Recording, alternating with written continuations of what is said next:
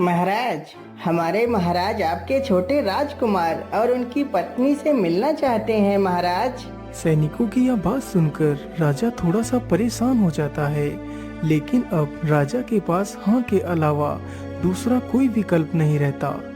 ठीक है सैनिकों, तुम जाकर अपने महाराज से कह दो कि वो राजकुमार से मिलने कल आ सकते हैं। इतना सुनकर वह सैनिक वहाँ से चले जाते हैं। सैनिकों, हमारे छोटे राजकुमार के पास जाओ और उससे कह दो कि तुम्हारे बड़े भैया के ससुर तुमसे और तुम्हारी पत्नी से मिलना चाहते हैं। सैनिक तुरंत ही राजकुमार से मिलने के लिए निकल पड़ते हैं।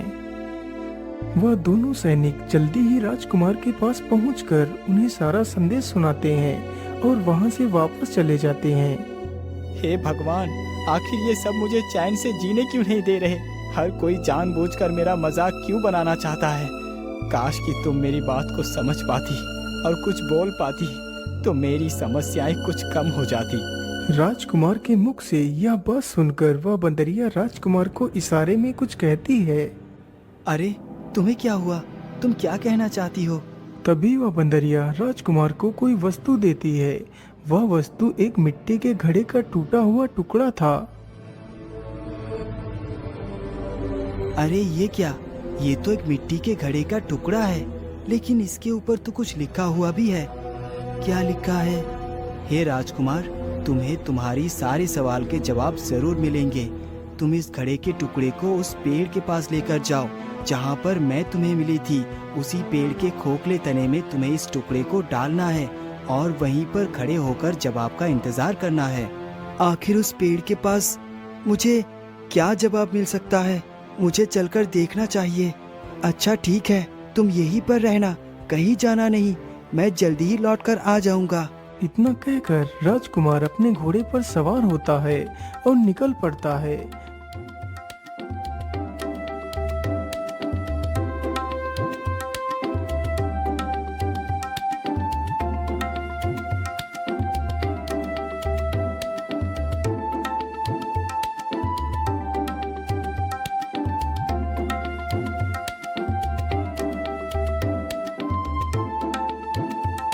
चलो अब मैं जल्दी से इस टुकड़े को इस खोखले तने के भीतर डाल देता हूँ। इतना सोचकर राजकुमार उस टुकड़े को खोखले तने में डाल देता है। फिर वह जवाब का इंतजार करने लगता है, जैसा कि उस मिट्टी के टुकड़े पर लिखा हुआ था। कुछ देर में ही उस पेड़ के खोखले तने से एक सुंदर सी स्त्री बाहर आती है। यह दृश्य देखकर राजकुमार थोड़ा सा सहम जाता है।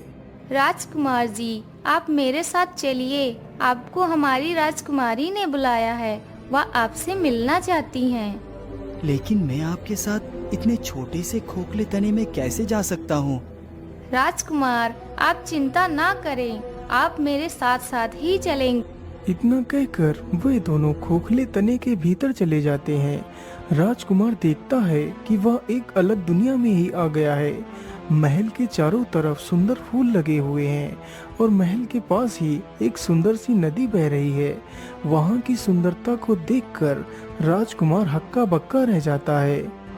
अरे वाह, यहाँ की सुंदरता को देखकर तो ऐसा लगता है जैसे मैं अपनी सारी चिंताओं को भूल गया हूँ। चलिए राजकुमार, अंदर चलिए, हमारी राजकुमारी आपकी प्रतीक्षा कर रही होंगी। फिर वे दोनों राजकुमारी के सामने जाकर खड़े हो जाते हैं। बोलिए राजकुमारी जी, आपने हमें क्यों बुलाया है? राजकुमार जी, आप चिंता न करें, मैं आपकी चिंता और आपके संदेश को भली भांति जानती हूँ। आप आराम से अपने महल को लौट जाइए, बाकी सब मैं संभाल लूंगी। और अपने माता पिता से कहिए कि जो भी आना चाहता है वह आराम से आ सकता है। राजकुमारी इतना कहकर राजकुमार को अपनी शक्तियों से उस पेड़ से बाहर निकाल देती है। अरे मुझे तो बहुत जोर की नींद आ रही है। मैं ऐसा करता हूँ, थोड़ी देर इसी पेड़ के नीचे लेट जाता हूँ, फिर घर चला जाऊंगा। इतना बोलते ही राजकुमार उसी पेड़ के पास सो जाता है। राजकुमार को सोते सोते उसी पेड़ के पास सुबह हो जाती है। तभी उसकी आंख खुल जाती है। अरे ये क्या, मैं कहाँ हूँ? मैं तो यहाँ पर कल आया था, तो इसका मतलब मैं कल से इसी पेड़ के नीचे ही सो रहा था। और आज तो मेरे घर में मेहमान आने वाले थे। चलो जल्दी से अपने घर चलता हूँ। राजकुमार तुरंत ही महल की तरफ चल पड़ता है और जल्दी ही महल में पहुंच जाता है तो देखता है सभी लोग बहुत खुश हैं।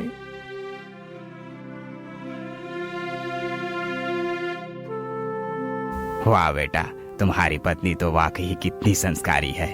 तुम तो कितने खुशनसीब हो जो तुम्हें ऐसी संस्कारी पत्नी मिली। राजकुमार उन सभी की यह बात सुनकर हैरान था। वह सोच रहा था कि वह सभी लोग उसका मजाक बना रहे हैं। राजकुमार तुरंत ही अपने कक्ष में जाता है तो देखता है सामने वही राजकुमारी खड़ी है जिसे उसने पेड़ के अंदर की दुनिया में देखा था। तुम यहाँ क्या कर रही हो? तुम तो मुझे दूसरे लोक में मिली थी। हाँ राजकुमार, मैं तुमसे मिलने के बाद तुम्हारे बिना रह ही नहीं पाई और तुम्हारे पास आ गई। अरे नहीं नहीं, तुम ये सब क्या कह रही हो? मैं पहले से ही शादीशुदा हूँ। मैंने तो तुम्हें ऐसा करने को कभी नहीं कहा। और मेरी पत्नी कहाँ है? राजकुमार जी, आप किसकी बात कर रहे हैं? उस डरपोक बंदरिया की, जो मेरे यहाँ आते ही दुम दबाकर भाग गई। आज से मैं ही तुम्हारी पत्नी हूँ। तुम सीधी तरह बताओगी या मैं अपने सैनिकों को बुलाऊं? जल्दी से बताओ, मेरी पत्नी कहाँ है? तुमने क्या किया उसके साथ? राजकुमार का उस बंदरिया के प्रति यह प्रेम देखकर राजकुमारी बहुत प्रसन्न होती है, क्योंकि वह बंदरिया कोई और नहीं बल्कि वह राजकुमारी ही थी। राजकुमार जी, मैं समझ गई आपके प्रेम को। आपका प्रेम उस बंदरिया के लिए सच्चा था, परंतु राजकुमार जी, वह बंदरिया कोई और नहीं, मैं खुद ही थी। मैं पाताल की राजकुमारी हूँ। मुझे तुम जैसे जीवन साथी की ही तलाश थी। मैं तो तुम्हारी परीक्षा ले रही थी। मैं ही तुम्हारी पत्नी हूँ। लेकिन मैं कैसे मान लूं कि तुम ही मेरी पत्नी हो? राजकुमारी अपने पति को विश्वास दिलाने के लिए फिर से अपने जादू से उसी बंदरिया का वेश बना कर दिखा देती है। यह देखकर राजकुमार बहुत प्रसन्न होता है। राजकुमारी फिर से अपने वास्तविक रूप में आ जाती है। बेटा, बहू ने हमें सारी सच्चाई बता दी है।